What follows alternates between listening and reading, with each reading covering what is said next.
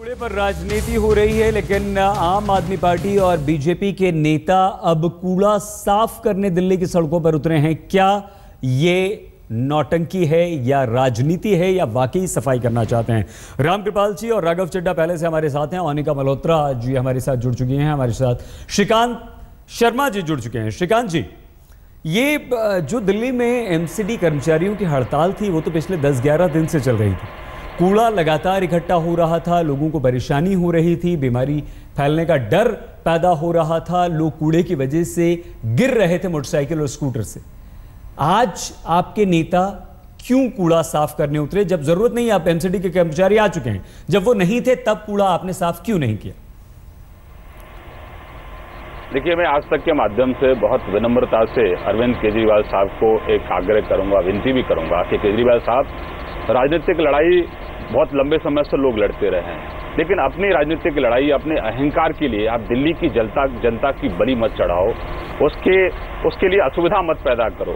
आपकी सरकार दिल्ली की सरकार है। जब चुनाव हो जाते हैं, हम बात जरूर करेंगे, आपका मुद्दा बहुत अच्छा है, इस पर भी हम बात करेंगे श्रीकांत जी, लेकिन कूड़े का जवाब तो दे दीजिए। आज क्यों? आज से पहले 10 दिन तक जब दिल्ली की जनता परेशान थी बदबू से, कूड़े से, मैं जवाब दे रहा हूं, बीमारी फैलने का डर था, तब आपके नेता क्यों कूड़ा साफ करने नहीं उतरे सड़कों पर? मैं जवाब दे रहा हूं जी, मैं जवाब दे रहा हूं आपको। तो आदरणीय केजरीवाल साहब, आप इस सियासत में दिल्ली की जनता को मत आप घसीटिए। आप मोदी जी को गाली आप देते हैं, आप देते रहिए, लेकिन एक संघीय व्यवस्था है, उसका सम्मान करिए, कोर्ट का सम्मान करिए। हर चीज के लिए कोर्ट आपको जब फटकार लगाता है तब आप पैसा देते हैं। भाई, दिल्ली सरकार की जिम्मेदारी बन जाती है कि आप झूठ बोला जा रहा है आपके चैनल पर, समय पर आप तनख्वाह दें। अब केंद्र सरकार अगर राज्यों की ग्रांट बंद कर देगा तो राज्य सरकारें कैसे चलेंगी? इसीलिए अगर दिल्ली सरकार अगर ग्रांट देना बंद कर देगा, जरूर हम कह रहे हैं आपको मौका देना पड़ेगा। उनके पास आपके सवाल का जवाब तो है नहीं। राघव जी, इतना अहंकार मत करिए।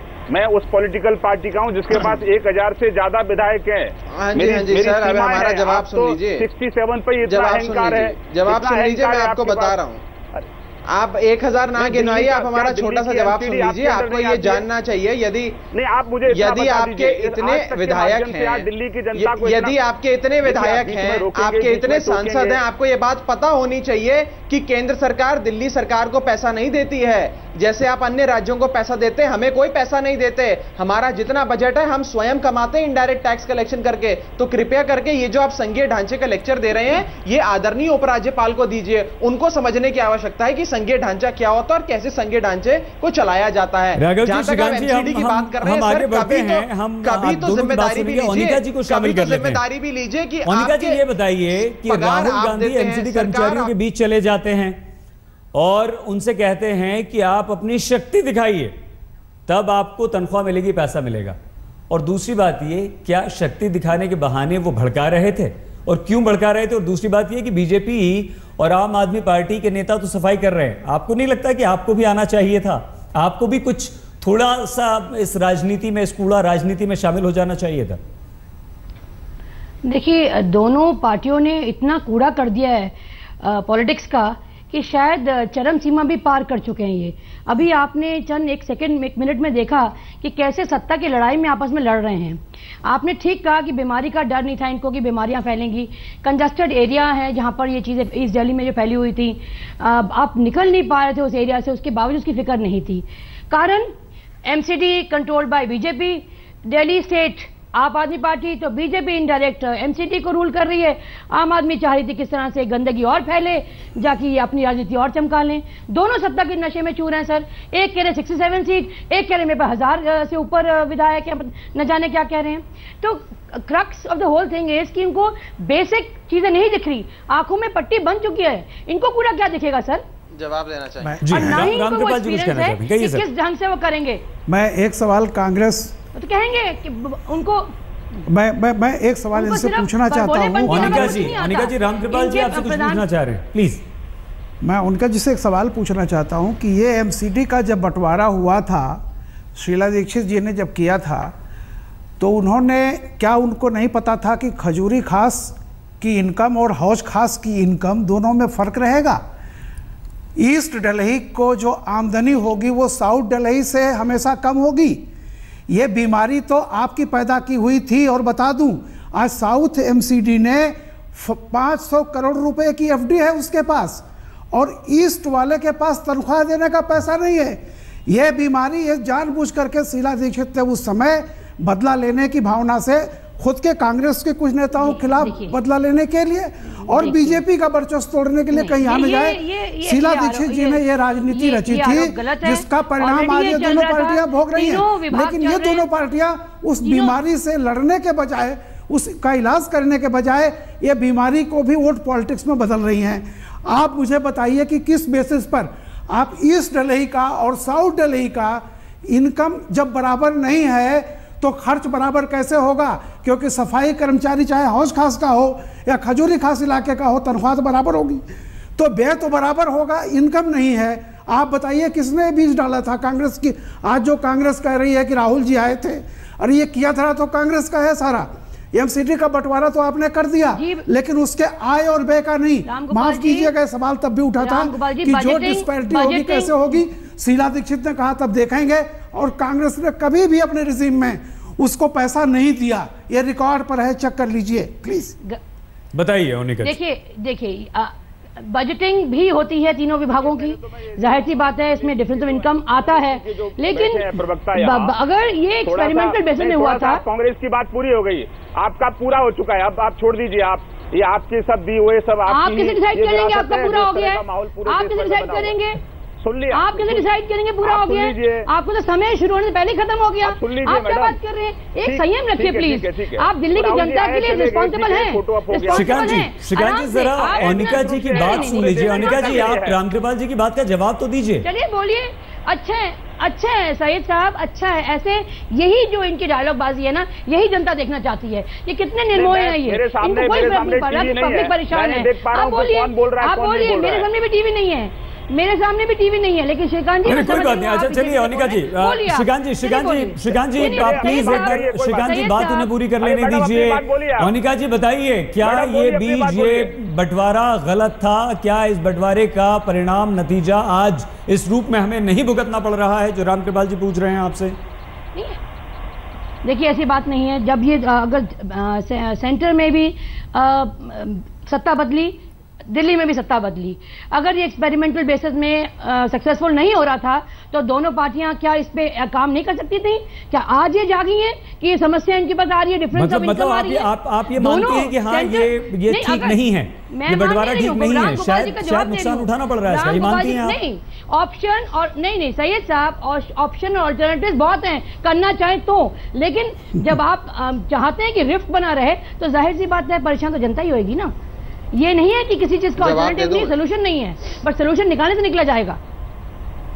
श्रीकांत जी, बट इनको सिर्फ विवाद में पड़ना है। श्रीकांत जी, आम आदमी पार्टी ये कहती है कि सबसे विश्व की भ्रष्टतम संस्था एमसीडी बीजेपी के कार्यकाल में। देखिए, इन लोगों को कहने का अधिकार है क्योंकि इनका काम सिर्फ कहना है, कहते रहिए। लेकिन अब आपको दिल्ली की सरकार ने, दिल्ली की जनता ने सरकार चलाने के लिए मैंडेट दिया है। अच्छा, जो संवैधानिक जो औपचारिकताएं तो वो तो पूरी करिए आप, क्योंकि आपको पैसा देना है एमसीडी को, तभी तो उसके कर्मचारियों को तनख्वाह मिलेगी। और सिसोदिया साहब क्या कह रहे हैं कि बीजेपी वालों ने तनख्वाह नहीं दी, हमने तनख्वाह दी है। अरे साहब, सिसोदिया साहब, हम जवाब दे दें। मनीष जी, आप तो दिल्ली के डिप्टी सीएम है और आप ये कैसे कह रहे हैं कि बीजेपी ने तनख्वाह नहीं दी, हम तनख्वाह दे रहे हैं? आप अपने घर से लाकर तनख्वाह दे रहे हैं क्या? सैयद भाई, दिल्ली की जनता का देखिए, अच्छा होता यदि बहस में कुछ जानकार होते जो एमसीडी को समझते, जो समझते कि संघीय ढांचा क्या है, जो समझते कि केंद्र सरकार क्या होती है, राज्य सरकार क्या होती है, नगर निगम क्या होता है। अभी रामकृपाल जी ने एक बहुत बढ़िया पॉइंट उठाया और बहुत सही कहा कि जो ये ट्राइफर्केशन हुआ एमसीडी का, जो नॉर्थ ईस्ट साउथ में बंटवारा हुआ, वही जड़ बनी इस सारी फाइनेंशियल क्राइसिस की। उसके बाद इस बात को थोड़ा आगे बढ़ाते हैं। पिछले 8.5 साल से भारतीय जनता पार्टी सत्ता में है एमसीडी में। सत्ता आज विश्व के, आज विश्वविद्यालय, आज विश्व में तीनों की बात कोई नहीं समझ पा रहा है। चल रही। तीनों आप बोल रहे हैं, आप तीनों की बात कोई नहीं समझ पा रहा है। अगर एक एक करके अपनी बात रखेंगे तो समझ पाएंगे, लेकिन क्या कहीं ना कहीं दिल्ली की जनता कंफ्यूज हो रही है। हम होते हैं बस कुछ ही देर पर राजनीति हो रही है और अब क्या नेता सफाई की नौटंकी कर रहे हैं। तमाम नेताओं के साथ रामकृपाल जी हमारे साथ यहाँ पर। रामकृपाल जी, हम आपसे सिर्फ ये जानना चाहते हैं, क्योंकि देखिए एमसीडी की तनख्वाह दिल्ली देगी, केंद्र देगा, इस पर बातचीत हो रही है। राघव चड्ढा जी हैं, श्रीकांत शर्मा जी इस पर बहस कर ही रहे हैं, लेकिन क्या दिल्ली की जनता का सगा आज कौन है? आम आदमी पार्टी के वो नेता जो कूड़ा उठा रहे हैं रामकृपाल जी, या बीजेपी के वो नेता जो कूड़ा साफ कर रहे हैं? देखिए, मैं दोनों से एक आपको याद दिलाना चाह रहा हूं।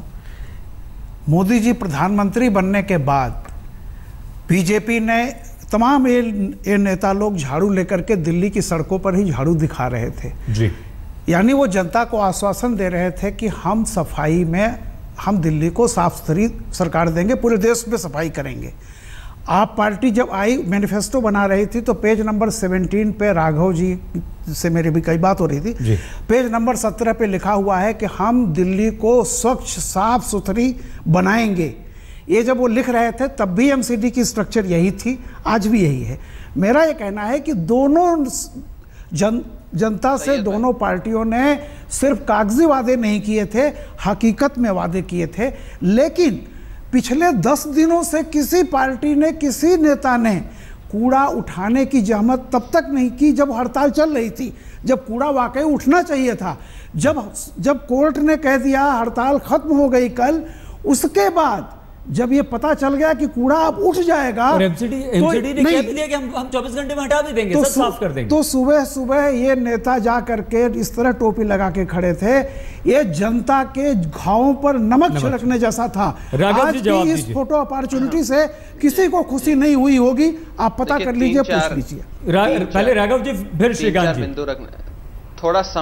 थोड़ा समय दीजिएगा सैयद भाई, मैं काफ़ी समय तक इंतजार कर रहा हूं। जहां तक रामकृपाल जी ने हमारे मैनिफेस्टो की बात करी, मैं उम्मीद करूंगा वे पेज 17 निकालकर पूरी तरीके से उसे पढ़ लेंगे। उसमें हमने 4-5 पॉलिसी डिसीजंस लिखे हैं कि किस प्रकार से प्लास्टिक बैग्स को दिल्ली में बैन करा जाएगा, और इस प्रकार के पॉलिसी डिसीजंस हैं। जहां तक एमसीडी का सवाल है, ये देश का संविधान कहता है कि नगर निगम की जिम्मेदारी है इस प्रदेश को स्वच्छ रखने की। ये श्रीकांत जी को भी मालूम होना चाहिए। अब देखिए आज प्रॉब्लम क्या है, आज बात हो रही है कि फाइनेंशियल क्राइसिस है, नगर निगम के पास पैसा नहीं है, ट्राइफरकेशन हो गया। अरे भाई, प्रधानमंत्री के पास प्रधानमंत्री मंगोलिया जाते हैं तो $1 बिलियन का उन्होंने जवाब नहीं दिया। जो सवाल रामकृपाल जी हमने आपसे पूछा, आप उसका जवाब नहीं दे रहे। मैं जवाब दे रहा हूं सर, आप जरूर बात कीजिएगा, लेकिन ये तो बता दीजिएगा कि 10 दिन तक आपके नेता कहां थे, अब क्यों आए हैं? सर मैं जवाब दे रहा हूं, सुन लीजिए, ठीक है? आप थोड़ा समय तो दीजिए, थोड़ा पेशेंस से सुनिए। पहले हमारी इस बात का जवाब तो दीजिए, फिर हम आपको पूरा वक्त देंगे। अपनी बात रखिएगा। बात करी सोमवार को मुख्यमंत्री साहब ने अनाउंस कर दिया था कि वे पैसा आज से रिलीज करना शुरू कर रहे हैं, और रिलीज करना शुरू कर दिया। आज राघव जी शनिवार है, सोमवार से शनिवार के बीच भी आपका कोई नेता सड़कों पर उतरा नहीं, कूड़ा उठाने की उसने जहमत नहीं, सफाई करने की जहमत नहीं उठाई। हाँ, मैं उसी का जवाब दे रहा हूं। तो जब पैसा देने लग गए फिर भी स्ट्राइक नहीं रुक रही थी, फिर भी नॉर्थ ईस्ट एमसीडी पैसा दे ही नहीं रही थी आगे। आप जवाब नहीं दे रहे हैं गौरव जी। तो हमने एकजुटता दिखाने के लिए, सुन लीजिए, हमने एकजुटता दिखाने के लिए एक जिम्मेदार नागरिक होते हुए, एक जिम्मेदार राजनीतिक दल होते हुए, सफाई कर्मचारियों के साथ एकजुटता दिखाने के लिए और प्रदेश को साफ करने के लिए हम सबको उतरना पड़ा सड़कों पे। श्रीकांत जी, आप बताइए, आपके नेता आज 10-11 दिन बाद क्यों आए? शुरू करा था, हम लोग तब भी उतरे थे जब प्रधानमंत्री ने स्वच्छता अभियान शुरू करा था। हमने 1 महीने तक कैंपेन करा। बोलिए श्रीकांत जी, बोलिए प्लीज। हमारे गौरव जी, वक्त की थोड़ी सी कमी है। 10,000 फोटो खींचकर हमने एमसीडी दी। तो ये जो फोटो है गौरव भाई, अरे सुन लो भाई, करते हैं हम फोटो अपॉर्चुनिटी नहीं करते हैं, और बड़े पत्रकार हैं। बोलिए श्रीकांत जी, आप राघव जी आप जरा श्रीकांत जी की बात सुन लेते हैं। अंसारी साहब, आपको दुनिया देख रही है, आप ये बता दीजिए आज के दिल्ली के जो एमसीडी के कर्मचारी हैं उनको तनख्वाह देने की जिम्मेदारी किसकी है?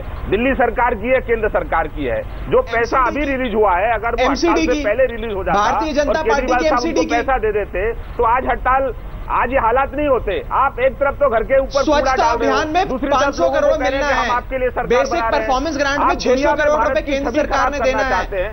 आपको आंकड़े तो पता नहीं है। सुन लीजिए प्लीज, आप दुनिया में भारत श्रीकांत जी, आपको पता तो है नहीं एमसीडी कैसे चलती है? अच्छा राघव जी, श्रीकांत जी, एक बात का जवाब दीजिए आप दोनों।